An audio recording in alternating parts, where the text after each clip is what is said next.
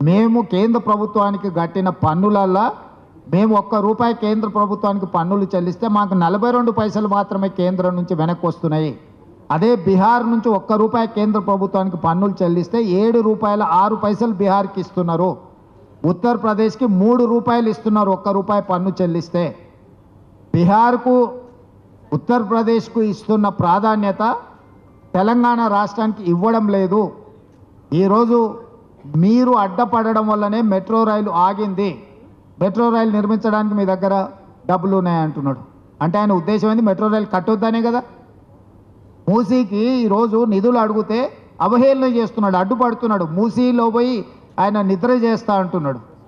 మరి గుజరాత్లో సబర్మతి నదిని వాళ్ళు ప్రక్షాళన చేసుకోవచ్చు, ఉత్తరప్రదేశ్లో గంగా నదిని వాళ్ళు ప్రక్షాళన చేసుకోవచ్చు.